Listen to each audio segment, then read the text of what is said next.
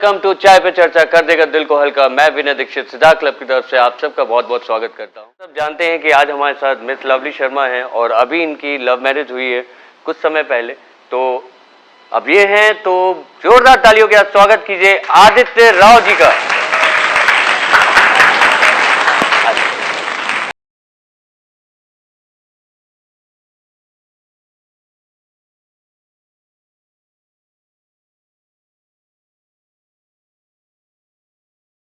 शर्मा के बारे में जानने के लिए और आदित्य राव जी के बारे में बहुत कुछ जानने के लिए।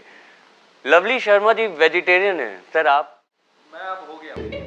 अब आप भी वेजिटेरियन हो ऑलमोस्ट? हाँ, पहले काफी। क्रिकेट का शौक रखते हैं आप? नहीं, क्रिकेट का नहीं है अच्छा, लवली जी के बात बता दें कि इनको MS धोनी और विराट कोहली पसंद है, पर आपको क्रिकेट का शौक नहीं। कोई शौक बड़ी चीज होती है ना। आप कौन सा खेल? रेसलिंग वही देसी खेल में ज्यादा। ये पक्के हरियाणवी। एक अच्छा हरियाणवी सिर्फ क्रिकेट ये सब छोड़ के कुश्ती पे ज्यादा ध्यान देता है। और आपकी पहली जो अभी लेटेस्ट वायरल रील है लवली जी, जिसे मोहब्बत दो तरफा नहीं होती, जो कि बहुत चली है और कुछ हम लोग के सुनने में उसमें ऐसे इमोशंस हैं जो कि हमें लगता है कि यार ये कुछ अच्छा है, अपने लिए बोल रही है। तो कुछ एक अगर आप सुनाएं। वो कुछ यूँ था कि मोहब्बत इज सेल्फलेस। आपके लिए जो प्रेम होता है ना, प्रेम एक ऐसा एहसास है जो आपके मन से उत्पन्न होता है। बेसिकली वो आपका प्रेम है, वो आपकी मोहब्बत है। प्रेम में, मोहब्बत में, प्यार में, इश्क में एक्सपेक्टेशंस नहीं होती हैं। कोई तुलना नहीं है कि वो मेरे लिए उतना करेगा तो मैं उसके लिए उतना लेवल पे करूँगी, वो मेरे लिए 100 कदम बढ़ाएगा तो मैं उसके लिए अपने 1000 कदम बढ़ाऊंगी। वो एक्सपेक्टेशंस नहीं होते कि इन रिटर्न मुझे कुछ मिलना चाहिए, कि जितना मैं एफर्ट्स और इमोशंस डाल रही हूँ या डाल रहा हूँ वो मुझे इन रिटर्न वैसा ही मिले। प्रेम ऐसा नहीं होता। प्रेम इज सेल्फलेस। प्रेम इज लाइक वो सिर्फ देना जानता है, वो फर्क नहीं पड़ता। तो वही है कि मोहब्बत हमेशा एक तरफा होती है, दो तरफा सौदे होते हैं। क्या बात है, मोहब्बत एक तरफा होती है, दो तरफा सौदे होते हैं। एक और चीज इन्होंने बहुत अच्छी लड़कों के बारे में एक बार बोली थी, आप पे भी आऊँगा। आपने भी कुछ लड़कों के इमोशंस को छीना है और लोगों के इमोशंस को बढ़ाया है। आपने लड़कों के ऊपर लिखा था कि लड़के जिम्मेदारियों को उठा के चलते हैं जीवन भर। कुछ एक बार आप वो शेर हम लोग। हाँ, बस एक छोटी सी करेक्शन, वो शेर नहीं है, बस एक स्टेटमेंट है कि हम ना लड़कों के बारे में जब बात करते हैं या फिर उनकी जब फिगर इमेजिन करते हैं तो इट इज़ लाइक कि यार अपने घर की, अपनी ज़िंदगी की जितनी भी जिम्मेदारियां हैं वो लड़के उठाएंगे। अगर घर के लिए कोई सामान आएगा तो पापा ले आएंगे, भाई ले आएंगे। हम कभी बेटियों को नहीं बोलते हैं कि तू क्यों बैठी है यहाँ पे, अगर दुकान से कोई 10 रुपए का पैकेट लेके आ रहा तो तू जाके लिया। नहीं, भाई को बोल दे वो लेके आएगा, पापा को बोल दो वो फ़ोन करके वो सामान लेके आएंगे। तो हमेशा हम उनकी लाइक, मैं ये कहती हूँ कि आदमी जो होता है ना वो अपने सर पे एक टोकरा लेके चलता है जिम्मेदारियों का, और आसपास के जो लोग होते हैं उस टोकरे में कुछ ना कुछ सामान डालते जाते हैं। कोई ये कहता है कि कोई मुझे, ये आदमी मुझे महफूज रखेगा, ये मेरा ख्याल रखेगा, ये मुझे प्यार देगा, ये मुझे खाना खिलाएगा। सब चीज़ें आदमियों को उठानी है, वो जिम्मेदारी आदमियों को उठानी है। और मैं यही कहती हूँ हर बार कि ये जो बॉलीवुड के डायलॉग्स है ना कि मर्द को दर्द नहीं होता, मर्द को दर्द होता है, बस वो जताता नहीं है। बहुत खूबसूरत लाइनें थी आपकी। आदित्य जी हाथ रख के बोल दो, आंखों में आंसू आ जाएंगे। बहुत प्यारी लाइन थी। मैं सीरियसली अपने फादर को अगर लेके सोचूं तो ये लाइन बहुत टची है। मैं चाहता हूँ कि आप एक बार हमारी ऑडियंस को ये जरूर सुनाएं। वो स्टेटमेंट, वो भी एक स्टेटमेंट थी कि वो यही कि हम जो लड़के होते हैं ना, हमारे साइड, मैंने हरियाणा साइड में भी ज़्यादा देखा, शायद ऑल ओवर हिंदुस्तान में ज़्यादा होता है कि बेटे जो होते हैं ना वो माँ के ज़्यादा करीब होते हैं। माँ से हर बात बोलते हैं कि माँ मुझे ये चाहिए, या मम्मी मुझे ना पापा से वो दिलवा दो। हम डायरेक्ट बात नहीं कर पाते हैं। हम रिस्पेक्ट करते हैं लेकिन एक आंखों की शर्म है, एक झिझक है कि यार क्या बोलेंगे या कुछ पूछ ना ले।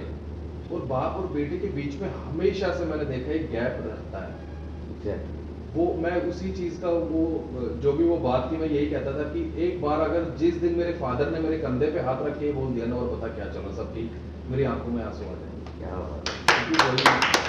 अंदर भरे पड़े हैं हम लोग अरे यार, कोई पूछने वाला चाहिए। सीरियसली हम लोग अंदर भरे पड़े, बस कोई पूछने वाला चाहिए कि भाई तू क्या कर रहा है, कैसा है, खाया कि नहीं हाँ, खाया। और मैं वही एक चीज़ को लेके हैरान होती हूँ कि जब एक बच्चा छोटा होता है, वो शिशु जब छोटा होता है तो बाप उसको खिलाता भी है, पुचकारता भी है, दुलार भी करता है, सारे नखरे भी उठाता है, गले भी लगाता है, गोदी में भी उठाता है, बाप सब काम करता है। लेकिन जब वो बच्चा बड़ा हो जाता है तो इतनी एक गहरी, मतलब वो एक दूरी किसी ने बनाई नहीं है, लेकिन वो दूरियां आ गई हैं कि ना तो बच्चा कुछ कह पाता है, ना बाप गले लगा पाता है। वो एक इमोशंस जो पहले कन्वे हो सकते थे, तो वही हमने इतना मुश्किल बना दिया है ना कि आदमियों के लिए अपने जज्बात बयां करना कि वो कैसा महसूस कर रहे हैं या वो क्या कहना चाहते हैं, वो किस चीज़ से गुजर रहे हैं, हमने इतना मुश्किल बना दिया सोसाइटी ने कि हमने ना एक उनको एक वो होता है ना, एक मोल्ड होता है, एक ढांचे में डाल दिया है कि नहीं तुम नहीं बोल सकते हो, तुम नहीं रो सकते हो, तुम नहीं कह सकते हो। ये इस वजह से एक गैप आ जाता है कि आदमी फिर कुछ बोल ही नहीं पाता है। तो मैं इनकी बात में एक चीज़ ऐड करना चाहूँगी कि बेसिकली हो क्या गया ना आदमियों की लाइफ में कि वो जैसे ही कॉलेज लाइफ से बाहर आता है, कॉलेज तक तो ये होता है कि चलो यार कुछ कर लेंगे, जैसे चल कॉलेज रहा से है। बाहर आता है तब उसे पता चलता है कि मेरी घर की ज़रूरतें बहुत बड़ी हैं, कुछ करना पड़ेगा। फिर वो देखता है कि मैं किस लेवल तक जाके चीज़ें कर सकता हूँ, क्या मैं विदेश जा सकता हूँ या अपने देश में कुछ करना होगा। जब वो काम करना शुरू करता है तो उसे पता चलता है कि मुझे अब अपने माँ बाप की सेवा करनी है, माँ बाप के लिए काम करना है। फिर उसकी शादी होती है, फिर वो बीवी के लिए करता है, फिर बच्चे होते हैं, फिर वो बच्चे के लिए करता है। उसे पता ही नहीं चलता है कि मुझे क्या चाहिए, क्योंकि वो ये सोचता है कि यार इन सब के लिए चाहिए, इन सबको दे दो, मैं कर लूँगा बात। अब वो ढूंढता है कि मैं किससे बात करूं। अगर मैंने बीवी से बात की कि मैं ये चाहता हूं तो यार क्या सोचेगी, कैसा लगेगा, कहीं इसका पति ऐसा तो नहीं कि ख्वाहिशें पूरी नहीं करे, कमजोर ना लगे। या फिर बच्चे से बात करें तो वो छोटा है, अभी उसे समझ के, बाप से हम बात कर नहीं पाते क्योंकि बाप बाप होता है। माँ से जब हम बात करते हैं तो ऐसा लगता है कि माँ क्या ही करेंगी, उन्होंने पूरी जिंदगी हमारे लिए कर लिया जितना करना था, अब हम जाएगा। फिर हम ढूंढते हैं एक दोस्त, जब दो, इसीलिए वो लाइन है ना कि दोस्त मिल जाते हैं जब बहुत सारी बातें होती हैं, लेकिन वो सच्चा दोस्त मिल जाए वो भी बड़ी बात होती है। और ऐसे ही दोस्त जीवन भर चले तो हाँ। जोरदार तालियां आदित्य को और लवली मैम के लिए। सब जानते हैं कि विश्वास और कॉन्फिडेंस अगर ये दोनों चीज़ें साथ में हो तो हमें रास्ते को दिखाने की ज़रूरत नहीं है, रास्ते हमें अपने आप दिख जाते हैं। तो आप विश्वास हो, आप कॉन्फिडेंस हो, आप दोनों में से कौन कॉन्फिडेंस है, कौन विश्वास है? आई थिंक यही बड़ा मुश्किल सवाल है, ये समझ ही नहीं आ रहा कि क्या बोलें इस चीज़ में। हम दोनों ना अपनी अपनी जगह ऐसे हैं कि ये अपना काम बेहतर तरीके से करती है, मैं अपना काम बेहतर तरीके से करता हूँ। अपनी लाइफ में जो इन्होंने किया है वो बहुत अच्छा है, मैं अपनी तरफ से जो करता जा रहा हूँ मुझे लगता है वो सही कर रहा हूँ मैं अब तक फिलहाल। और कॉन्फिडेंस और विश्वास की बात ऐसी है कि हम दोनों में ही ये दोनों चीज़ें हैं, क्योंकि एक दोनों, दूसरे के। हाँ, क्योंकि अगर किसी दोनों के अंदर कोई भी चीज़ की कमी होती शायद हम मिल ही नहीं पाते। मुझे कॉन्फिडेंस था, विश्वास था कि ये मेरी जिंदगी में आएंगी, या घर वाले नहीं भी मान रहे तो मैं लेके आऊंगा। यही विश्वास और कॉन्फिडेंस इनके अंदर था। अगर कहीं भी कोई भी चीज होती तो शायद ये तो कंप्लीट ही है आई थिंक सारी चीजें। अब एक छोटा सा रैपिड क्वेश्चन होता है इन लोग के लिए, दोनों हस्बैंड वाइफ हैं तो छोटे मोटे सवाल इनके अपने लव लाइफ से भी, कि आप दोनों में पहले कौन उठता है? सिर्फ इशारा करेंगे। सुबह हाँ मैं आप दोनों में पहले आदित्य, बिल्कुल सही जवाब। और गुस्से में कंप्रोमाइज कौन करता है? ये यार दोनों मिले बैठे हो पहले से ना। अच्छा, ऐसी कौन सी चीज है, एक क्वेश्चन है आप लोग से, कि ऐसी कौन सी चीज है जिसे आंख वाले भी देख सकते हैं, अंधे भी देख, आप लोगों के पास है? अंधेरा। आपके पास अंधेरा है? आँख पर एक दे सकते हैं, क्या है? आँख वाले भी देख सकते हैं और अंधे भी देख सकते हैं। जल्दी, बस 5 सेकंड है हमारे पास। भाई मेरा जीके बहुत कमजोर है। जो आप लोगों के पास है और सपने आप लोगों के पास है, हमारे पास है, हमारे ऑडियंस के पास बहुत सारे सपने हैं। हम आप हो चाहे ना हो, हम वो देख सकते हैं। बहुत अच्छा भाई, सही। और आप दोनों में से गुस्सा कौन जल्दी होता है? आप जल्दी होता है? हरियाणा वालों का हद बनते हैं यार। एक तो मैं बताऊं, हरियाणा वाले बहुत अच्छे होते हैं। मेरा खुद का ससुराल बोलते हैं, हरियाणा का है। और बहुत अच्छी बात है, गुस्सा होते नहीं है, लेकिन जब हो गए भाई कंट्रोल नहीं कर सकते आप, आउट ऑफ लाइन चले जाएंगे। तो कैसे संभालती हैं आप इन्हें? शांत रह के। शांत रहेगी, ये अपने आप शांत हो जाते हैं। मैं हमेशा एक बात कहती हूँ कि ज़रूरी नहीं है कि लास्ट वर्ड आपका हो, अगर कोई आर्ग्यूमेंट हो रही है तो लास्ट लाइन या लास्ट वर्ड आप ही बोलो, वो ज़रूरी नहीं है। कई बार उसकी सुन के छोड़ दो उस चीज़ को, शायद वो बहस झगड़े में बदलने से जाने बच दो, जाए। Let the flow. हाँ, शांत हो नदी को बहने दो, नदी बह रही है गुस्से में, हाँ। जाने दो। कहाँ जाएगा, लौट के तो यही आएगा। लौट के तो यही आएगा यार। और आप दोनों में फूडी ज्यादा कौन है? ये फूडी ज्यादा ही है। हाँ, हिंदुस्तान की सारी औरतें ही फूडी है। लेकिन देख के नहीं लगता। हाँ, जोरदार तालियां लवली जी के लिए। एक बार अपनी खूबसूरती को पिछले इतने सालों से मेंटेन किया है, और राव साहब के लिए अलग से, क्योंकि इन्होंने पाया। ये पता है ये खूबसूरत है, हमें ये बनना खूबसूरत पड़ता नहीं है। है, स्मार्ट है। हाँ, खूबसूरत आप है। खूबसूरत औरतें होती हैं। अच्छा, रेडी होने में टाइम कौन जाता है? ये ऑब्वियसली बात है, 1 घंटा बाद ये खोल के पूछने सोच की लिया बात पहनना है। क्या है। इमोशनल कौन ज्यादा है? इमोशन से भरा कौन है? है कि मैं ज़्यादा- खुल जाते हो? हर कोई भरा ही रहता है, पर हम दिखा नहीं रहे। बात मर्द वाली आ गई। वही बात आ गई कि हम पे ये हाथ तो जता रखो नहीं रहे, पहले। हाँ, ये जता नहीं रहे, हम but पे हाथ हाँ, तो रखो। छोटी छोटी चीजों को लेके मैं बहुत जल्दी इमोशनल होती हूँ। अरे एक सवाल पूछता हूँ, ये ऐसी कौन सी चीज है जिसके पंख नहीं है फिर भी उड़ती है? ये कहाँ के जी या गया। तुम बता सकते हो? मुझे पूरी उम्मीद है तुम बता सकते हो। ये भी है। यार पंख नहीं है उनकी। ये सच था। ये सच है। अरे भाई साहब, ये तुक्का था यार ये। पापा की परी। हाँ, ओके। ऐसी कौन सी चीज है जिसे करते हैं तो ब्लैक हो जाती है, और जिसे यूज करते हैं तो रेड हो जाती है, और फेंकते हैं तो वाइट हो जाती है? मतलब जैसे हम मार्केट से लेके आते हैं तो ब्लैक होता है, जब वो उसे हम यूज करते हैं तो लाल हो जाता है, जब हम उसे फेंकते हैं तो वाइट हो जाता है। ये बहुत आसान है, ये आप लोगों के रिलेशन से नहीं जुड़ा है, ऐसे ही जी के रैंडम क्वेश्चन। क्यों बेइज्जती करा रहे हो हमारी? चलिए मैं बताता हूँ, हम लोग काले काले पहने कोयला। अरे कोयला कौन मार्केट से खरीद के आता है? अरे आता है। आते क्यों नहीं आता? तुमने अच्छा मेरे घर में आप जन्म लिया है, तुम्हें क्या पता? हरियाणा वालों से पूछो भैया, हमसे पूछो भाई। कोयले में ही खाना बनता था पहले। हाँ, उपला बोल सकते हैं ना? कोयला वाइट हो जाता है जलने के बाद थोड़ा। ये सिलेबस में नहीं है। ये सिलेबस में नहीं था। ऑलराइट, अब पता चला 96 नंबर कहाँ से आए थे।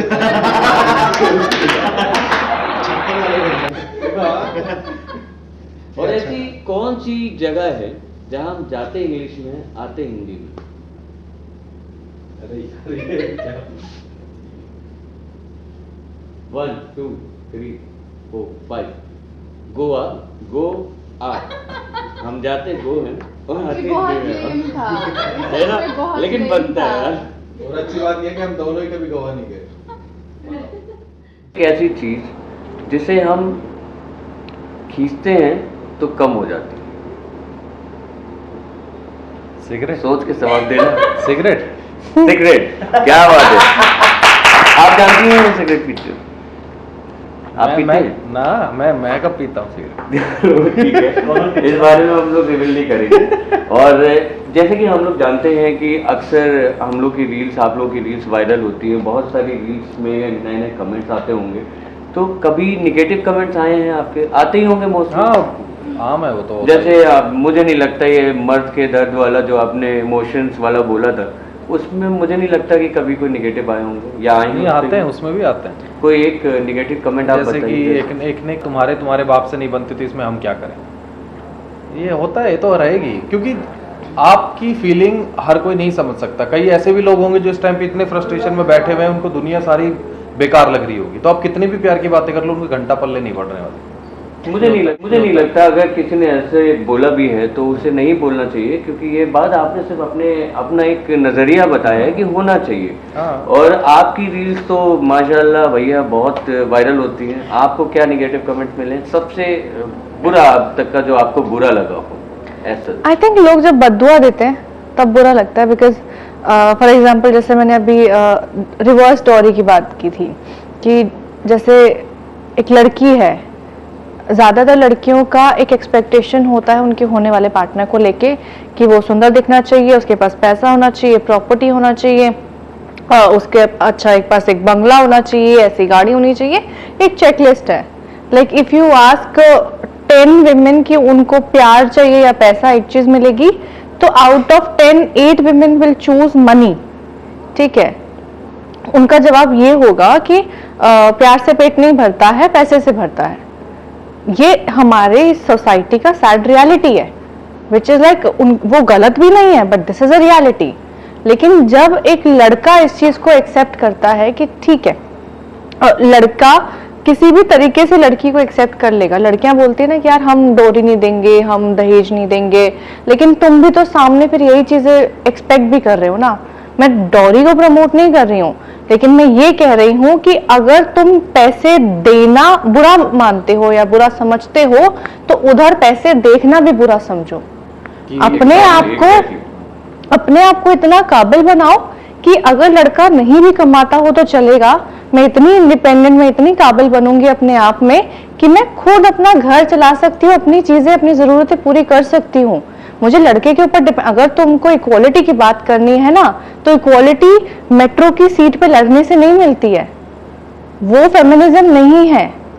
Feminism is all about empowering अपनी पर्सनालिटी, उन लोगों के लिए आवाज उठाना जहां अत्याचार हो रहा है। और मैं ये कहती हूँ कि अत्याचार का नारा सिर्फ ये ना लगाया जाए कि औरतें सहती हैं, औरतें सहती हैं, नो डाउट सहती हैं, लेकिन ये ना बोला जाए कि आदमी बिल्कुल नहीं सहते हैं। परेशानी दोनों तरफ है, दूसरी जात को बिल्कुल नीचा ना दिखाया जाए। Exactly. तो मैंने जब ये चीजें पोस्ट करना स्टार्ट किया कि लड़कियां घर बार प्रॉपर्टी, घर वाले प्रॉपर्टी, पैसा सब कुछ देखते हैं लड़कों के, वो ऐसा लड़का एक्सेप्ट ही नहीं करेंगे जिसके पास नौकरी नहीं है या फिर जो सुंदर नहीं दिखता है, वो खामियां ढूंढते हैं, वो होता है ना चेकलिस्ट, उनको हर चीज चाहिए लड़का देखने से पहले। तो वो मेरे को ये चीज बुरी लगी थी। तो जब मैंने पोस्ट किया तो जितनी भी हमारी फेमिनिस्ट थी, सो कॉल्ड फेमिनिस्ट थी, वो सब आ गई कि भैया कि लड़के पैदा ही हुए हैं रिस्पॉन्सिबिलिटी उठाने के लिए, वो नहीं उठाएंगे तो हम क्या करेंगे, हम क्यों करें, हम उनके लिए खाना भी बनाते हैं, घर भी संभालते हैं। अरे भैया, तुमसे किसी ने कहा है करने के लिए? तुम मत करो। जो काम, जो चीज जता के की जाती है ना, वो गलत होती है। मैं ये मानती हूँ कि अगर तुम किसी का ख्याल रख रहे हो, किसी के लिए खाना बना रहे हो, किसी के माँ बाप की सेवा कर रहे हो, तो तुम दिल से करो। लड़कियां आजकल ऐसी हो गई है कि मेरे माँ बाप की रिस्पेक्ट नहीं करेगा तो मैं उसके माँ बाप की रिस्पेक्ट नहीं करूंगी। तुम अपने आप को ऐसा क्यों नहीं रखते कि वो इंसान चाहे जैसा भी हो, मैं दोनों के माँ बाप को माँ बाप मानूंगी। माँ बाप तो माँ बाप होते हैं ना। मैं बस इतना कहूँगा, अब तक रील में सुनते आए हैं, तो सामने बैठ के सुनने का यार वाइब भी अलग है भाई। तो यार तुम साथ में रहते हो, आदित्य रहो, सॉरी, आप साथ में रहते हैं, तो ये जो ऐसी बातें करती हैं, तो आप आउट ऑफ द वर्ल्ड चले जाते हो या वहाँ बैठ के सुनते हो या कहते हो अब हो गया जा रहा हूँ मैं? नहीं ऐसा नहीं। वो लोगों को ना अक्सर लगता है कि भाई दोनों लिखते हैं तो शायरियों में बातें होती होंगी, शायरी अंदाज में हर चीज़ें होती होंगी, बट ऐसा नहीं है। हम बस किसी टॉपिक को लेके बहस छेड़ देते हैं, उस बात पे चलते रहते हैं और देखते हैं कंक्लूजन क्या निकलता है। सही और गलत के बीच में फ़र्क क्या होता है ये देखते हैं कि लोग किस तरीके से चल रहे हैं, क्या बातें, और उन टॉपिक्स पे बातें होती हैं और कुछ नहीं होता। लेकिन इन लोगों को जो रील्स पे नेगेटिव कमेंट कहते हैं, मेरा ये मानना है भाई ना करो। आपको कोई चीज़ नहीं पसंद आ रही है, आप पीछे हो जाओ। कोई ज़रूरी नहीं है कि आपको अपने कमेंट डालना, किसी ने मांगे नहीं आपसे कमेंट। मुझे नहीं लगता किसी ने कोई कह रहा है कि भाई तो मेरे रील पे आके कमेंट करते, वही है, वो अपने आप कर रहे हैं, तो उन्हें नहीं करना चाहिए। मेरा दिल से आप लोगों को है कि भाई मत करो ऐसा। अगर कुछ ऐसा करना चाहते हो तो अपने घर में जाके चिट्ठी लिख के अपने माता पिता को पकड़ा दो भाई, उन्हें तो लगेगा ना बेटा कैसा पैदा हुआ है, बेटी कैसी हुई है भाई, वो समझेंगे। और इसके बाद मैं आप लोगों से जानना चाहता हूँ कि इतना लंबा अरसा आप लोगों को हो गया है इस इंडस्ट्री में, आप अपनी बहुत प्यारा सीरियल था जी का, अभी भी चल रहा है, अभी मीट चल रहा है, और उसमें बहुत प्यारा रोल किया है। यूट्यूब पे जरूर चेक करें, मैंने 2-3 बार किया है और मैंने अपने लोगों को भी बोला। तो उसके एक्सपीरियंस के बारे में आप कुछ बताएंगे कि वो दौर कैसा था? लाइट्स, कैमरा, एक्शन, दुनिया पूरा के एक डायरेक्टर लेके बैठा हुआ है। वो दौर अभी मैंने 1.5 महीना पहले ही छोड़ा है। मतलब ये था कि शो में कुछ खामियां थी जो मेरे कैरेक्टर को लेके थी, इस वजह से मैंने वो शो अभी जस्ट छोड़ दिया। तो वो चीज़ अच्छी है यार, जिस चीज़ के लिए मैं अपना गांव घर बार माँ बाप छोड़ के आया था, उस लाइमलाइट में आने के लिए, उस फ्रेम में आने के लिए जो एक्शन कट के बीच का होता है, Exactly. वो मज़ेदार चीज़ है। उसके सामने जब मैं जाता हूँ मुझे कुछ चीज़ें दिखती नहीं है, मैं अपना कैरेक्टर जी रहा होता हूँ, मुझे जिस चीज़ में मज़ा आता है मैं वो कर रहा होता हूँ, तो वो सबसे बेस्ट फीलिंग है, वो मज़ेदार चीज़ है। और जिस कैरेक्टर को हम जीना चाहते हैं उस कैरेक्टर में डूबने के लिए आप क्या प्रैक्टिस करते थे? यार- जैसे आपका जो रोल था उसमें वो बहुत प्यारा था, हाँ। उसके लिए आपने क्या तैयारी करी? यार अभी जो कैरेक्टर था वो होशियार जीजू का था, जो काफ़ी लोग जानते भी होशियार जीजू के नाम से। तो वो बड़ा हंसमुख और जैसा मैं हूँ वैसे नेचर वाला इंसान था, हंसमुख था, हंसी मजाक करता था। बस उसमें उल्टा ये था कि वो बीवी से दबता था, जबकि उल्टा है। यहाँ भी दब रहा है, यहाँ भी दब रहा है, जब तक नहीं। बीवी सामने बैठे कि मैं दबना पड़ेगा। तो उसमें बीवी से दबने वाला बेचारा दबा कुचला आदमी मर्द चल रहे, तो हंसी मजाक वाला इंसान था। उससे पहले जो शो था मैं भी अर्धांगिनी एनटीवी के लिए, उसमें बहुत नेगेटिव इंसान था, जो माँ की भी नहीं सुनता, बाप की भी नहीं सुनता और बड़े भाई की भी नहीं सुनता। अविनाश सचदेव मेरे बड़े भाई थे उसमें। तो उसके लिए जो कैरेक्टर यार अलग अलग चीजें होती है, जैसे उसमें अग्रेशन का काफी गेम था, इस वाले में तो सिर्फ कॉमेडी का था। तो इस वाले कैरेक्टर में तो कॉमेडी था, बट जो पिछला था उसमें काफी नेगेटिव और एंगर ये सारी चीजें होती थी। बट वो ना मैंने ये चीज नोटिस की, मेरे साथ ऐसा होता है सबके साथ कि जो भी मैं कैरेक्टर करता हूँ उसकी छाप थोड़ी तो रहती है, और वो शायद सभी एक्टरों के साथ होती है। जैसे कि पूरे दिन हम शूट नेगेटिव में फेस में कर रहे हैं, डल में और गुस्से में, तो जब शाम को पैकअप के बाद हम रूम में बैठे, किसी ने आके पूछा क्या हालचाल, मगर सब बढ़िया है चल, तो वो आ जाता है, थोड़ा बहुत तो वो आ रहता जाता वो है, आ जाता कैरेक्टर में रहते हाँ। रहते आ जाता है। बट वो प्रैक्टिस है, हमने थिएटर वगैरह किया है तो थोड़ी एक्सपीरियंस हो जाता है। मैं तो दिल से मैं तुम्हें एक बार वो डायलॉग बोलते हुए जानना चाहता हूँ, एक कोई डायलॉग आपको, कोई भी फेवरेट कैमरे पे। यार कौन सा मैं बोलूँ, अभी जैसे रिसेंट वाला ही था, अभी पूरा वोकल वगैरह सब कैरेक्टर के साथ लेके। कैरेक्टर के साथ ही जो होशियार जो है अपनी बीवी से बहुत ज़्यादा दबता है, तो बीवी करके उसके पल्लों पकड़ के पीछे चलता रहता है। तो उसका बोलने का अंदाज कुछ ऐसे ही है कि अरे बीवी, अरे मेरी बात सुनो ना, इधर बैठ जाओ, अरे यार तुम है, तो यही था। और लवली मैम, आप इस खूबसूरत महफिल की शोभा हैं, तो आप अपनी लाइफ के बारे में बताइए कि आपने जब ये शुरू किया, इस दौर को शुरू किया, तो पहली बार क्या ऐसा सोचा कि नहीं मुझे लिखना चाहिए? आई थिंक सोच समझ के कोई नहीं लिखता है। मैं बहुत छोटी थी जब मैंने लिखना शुरू किया था, एंड शायद 8th क्लास में थी। उस टाइम में मैं डायरी लिखा करती थी, जो भी अपने मन में महसूस कर रही हूँ, जो भी चीज़ें मैं देख रही हूँ आसपास में, जो मैं सोचती हूँ कि ना मैं किसी को कह सकती हूँ ना कोई समझ सकता है, वो चीज़ें हम लिखते थे। फिर उनको लोगों को पढ़ते हुए, किताबें पढ़ते हुए, उन डायरी से वो चीज़ें तुकबंदी वाली शायरी में आने लग गई, जिसको मतलब जो नॉर्मल जैसे एक बच्चा नौसिखिया जो लिखता है वैसे लिखना शुरू करा। फिर और पढ़ना शुरू किया तो वो कविताएं लिखना शुरू कर दिया। तो वो एक प्रोसेस रहा है, एकदम से नहीं हुआ कि हाँ मैं आज बैठ के लिखती हूँ और मैंने गज़लें लिख दी हूँ। ये एक पूरा प्रोसेस था सीखने का, पढ़ने आप का। गजल भी लिखती हैं?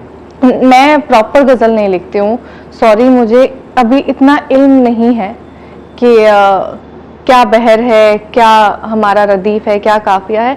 छोटी मोटी नॉलेज है, लेकिन मैं कभी अपनी लेखनी को ये नहीं कह पाती कि हाँ ये प्योर गज़ल है। हम अपने ऑडियंस के सामने ये तो नहीं कह सकते कि आप क्लासिकल डांसर हैं तो हमें एक बार डांस करके दिखाइए, लेकिन हम ये जरूर बोल सकते हैं कि आप एक अच्छी गज़ल तो सुना दें, आपकी लिखी हुई। एक नज़्म है, गज़ल नहीं कहूँगी, नज़्म है एक, कि ये मेरी सबसे पसंदीदा चीज़ है, जिसको देख के मतलब जिसको लिख के और पढ़ के ऐसा लगता है कि हाँ शायद कोई एक प्यारी चीज़ मैंने लिख दी है।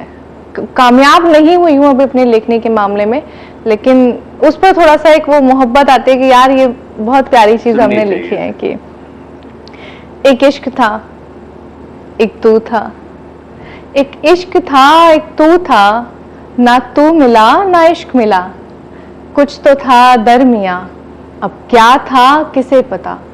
एक डोर थी खिंची खिंची, एक और तू एक मैं खड़ी, मैंने कस के थामी थी, वो डोर जो तूने छोड़ दी। छूटा बहुत कुछ मगर तेरी याद मैंने थाम ली, धुंधली सी एक कोने में तस्वीर तेरी टांग दी, आंखें मीच कर अपनी फिर एक सुकून की सांस ली। एक इश्क था, एक तू था, ना तू मिला ना इश्क मिला वही यार, जान ले लो भाई। सुनने में तो बड़ा मजा आता होगा घर बैठे बैठे। जोरदार तालियां। आज हमारे सामने लवली और आदित्य राव है। इतनी सारी बातें इन्होंने हम लोग से शेयर करी हैं, कुछ अपनी पर्सनल बातें, कुछ अपनी शेरो शायरियों की बातें, कुछ हम बहुत कुछ जानना चाहते हैं, पर हमारे पास समय की कमी होने की वजह से मैं एक बात आदित्य आपसे जानना चाहता हूँ कि आप जब मुंबई में थे, आप भी उस टाइम पे मुंबई में थे, आप लोगों की अलग कैसे मुलाकात हुई? मुलाकात वही जो मैंने बताया, इंस्टाग्राम के थ्रू मुलाकात हुई, पहले मिले, दूसरी बार बात हुई। 9 साल मुझे हो गए और ये जस्ट शादी के बाद ही मेरे साथ है, इससे पहले कभी मुंबई भी नहीं आई थी। तो हम तो आप दिल्ली में बैठे बैठे पूरे हमने लॉन्ग डिस्टेंस रिलेशनशिप चलाया और पता नहीं लोग इसे शायद पागलपंती समझे या फिर अंधा प्यार समझे। हम अपने 1.5 साल के रिलेशनशिप में महज 3 या 4 बार मिले थे, वरना सिर्फ वीडियो कॉल्स पे और मतलब हमारी मुलाकात ज़्यादा नहीं हुई। मुलाकातें ज़्यादा नहीं हुई, पर एक दो या तीन इमोशंस बार बनते next गए, मिले होंगे बस। इमोशंस बनते गए। मिले भी ऐसे कि मेरा कोई इवेंट है तो ये इवेंट अटेंड करने के लिए आते थे, तो वो जो एक आधे घंटे की या 15 मिनट की एक जो तो ये मुलाकात मुंबई से आते थे आपके इवेंट देखने के लिए दिल्ली में? दिल्ली में, क्या मेरे बात। लिए वही एक चीज़ वो एक खास था कि 1100-1200 किलोमीटर दूर से एक इंसान अपना सब काम छोड़ के सिर्फ मेरे से मिलने के लिए आ रहा है, क्योंकि इवेंट के टाइम पे मैं बहुत नर्वस आधा गेम तो इन्होंने तभी जीत लिया था ना, ये बता के कि मैं मुंबई से आया हूँ तुम्हारे लिए। बट ये प्लान नहीं था। लेकिन होता है यार। उन्होंने प्यार मतलब मेरा प्यार ही जीत लिया था, मेरा भरोसा जीत लिया था बेसिकली। तो शो के बाद फिर आप लोग जैसे शो होता था, शो के बाद कहीं घूमने जाते थे या नहीं। बैठते थे नहीं, या ऐसा चले कुछ नहीं हुआ। दरअसल ये था कि मैं पहली बार किसी शो में जा रहा था, मैं आज से पहले कभी किसी शो में गया भी नहीं था। इनका ही पहला शो था, मैं गया, मैंने चीज़ें देखी कैसे क्या होता, वहाँ बैठे रहे। फिर इनकी मदर आई हुई थी इनके साथ, तो हमने फैमिली डिनर साथ में किया। फिर मैं वापस चला गया। उसके बाद फिर कम से कम 6 या 7 महीने बाद हमारी मुलाकात। तो 1.5-2 साल के अंदर हम ये 2 या 3 बार मिले होंगे। और मुझे ना ये हमेशा से जो ये कौन सा होता है लिव इन वाला जो बोलते हैं, ये मेरे को कभी पसंद था ही नहीं। क्योंकि मेरा मानना है कि आप बिना शादी के किसी इंसान के साथ इतना ज्यादा भी मत रहो कि बोर हो जाओ। फिर आपके दिमाग से शादी वाला फिर उतर ही जाता है। आपको लगता है कि अरे बस हो गया, खाए पिए घर चलो, समझ रहे हो? वैसे जो लिव इन में रह रहे हैं उनके लिए कोई नेगेटिव कमेंट नहीं है, बस वो अपनी बात बता रहे हैं। हाँ, क्यों तभी वो कमेंट आने चाहिए। हाँ। ये कहने का मतलब ये तो कि- रील वालों भैया जो कमेंट करते हो आग मत जले आपके अंदर। कहने का मतलब ये है कि लिव इन में रहो अच्छा है, लेकिन एक वक्त पे शादी कर लो। ये 5 साल 6 साल 10 साल ये चीज़ गलत हो जाती है, क्योंकि आप कुछ चीज़ जो एलिमेंट होता है ना वो हैप्पीनेस का या कुछ जानने की, वो सारी चीज़ें खत्म हो जाती है। एग्जैक्टली इतना लंबा डिस्टेंस बनाने के बाद फिर आप वेट करते हो, Wait मतलब करते नहीं हो। बनता। अगर इमोशंस हैं तो वहीं से शुरू है, वहीं इतने पे वक्त शादी में भाई करो। वो जुड़ाव हो जाता है, फिर आप अलग नहीं हो पाते, फिर गलत थॉट्स आते हैं, फिर रिश्ते में दरारें आनी शुरू होती है, फिर आप जो आने वाली औरत है जो शादी करके उसके साथ आपका ट्रस्ट नहीं बनता है। इसीलिए ज्यादातर ये डाइवोर्सेस की केस तभी नॉर्मली जैसे हमारे बड़े बुजुर्गों ने कहा है कि अगर एंगेजमेंट करो तो 1 हफ्ते के अंदर शादी शादी करो। करो। एंगेजमेंट के बाद 4-5 महीने का गैप मत रखो, क्योंकि एक दूसरे को समझने में इतना टाइम की जरूरत नहीं है। साथ रहोगे तो समझ जाओगे, अगर रिश्ता चलेगा तो लंबा चलेगा। लवली शर्मा जी अपनी मम्मी के बहुत करीब है। लास्ट टाइम जब ये आई थी तो अपनी माता जी के साथ आई थी, उनको हमारी तरफ से बहुत प्रणाम। और माता जी के साथ नॉर्मली मैंने देखा है कि आप जितने भी शो में गए हैं आज तक, अपनी माता जी के साथ जरूर जाती थी, और पिताजी के साथ कम आपका आना जाना हो गया। मेरा एक्चुअली सच्चाई ये है कि मेरा पापा के साथ ज़्यादा आना जाना हुआ है। मम्मी मेरी बहुत कम जाती थी, बिकॉज उनसे ज़्यादा देर बैठा नहीं जाता। ओके। और वो होता है ना कि मेरी पूरी फैमिली में दूर दूर तक किसी का लेना देना नहीं है कविताएं और ये कहानियों से। पापा मेरे साथ जाते थे, पापा बहुत चिल काइंड ऑफ पर्सनालिटी है, तो हम दोनों एज अ फ्रेंड जाते थे, शोज़ में ट्रैवल करते थे। वो बिकॉज अगर हम इंटरसिटी कहीं ट्रैवल करते थे अपने शोज़ के लिए, तो मम्मी आती थी। वो ऐसा लगता था कि हाँ 2 लड़कियां हैं साथ में, वो एक वो होता ना कि गर्ल जोन जो होता है, लड़कियां लड़के आपस में कंफर्टेबल हो जाती हैं। तो कभी ऐसा हुआ किसी शो में गए, आपके मम्मी पापा दोनों आपके साथ आए, आप शो में बैठ के परफॉर्म कर रहे हो, बैठे हो, वो दोनों निकल गए चलो हम लोग निकलते हैं कहीं पार्टी का नहीं, क्या? ऐसा कभी नहीं हुआ। घर वाले बहुत सपोर्टिव रहे इस मामले में कि भले ही पीछे कुर्सी बैठ के वो सो जाएं, लेकिन बैठे रहेंगे।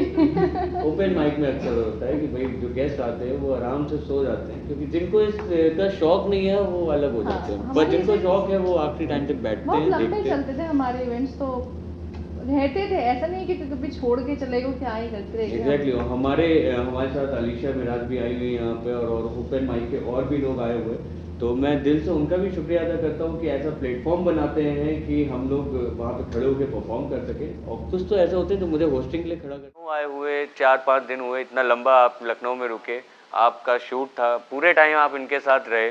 लखनऊ कैसा लगा और लखनऊ में सबसे अच्छी चीज़ क्या लगी? यार लखनऊ बहुत अच्छा शहर है।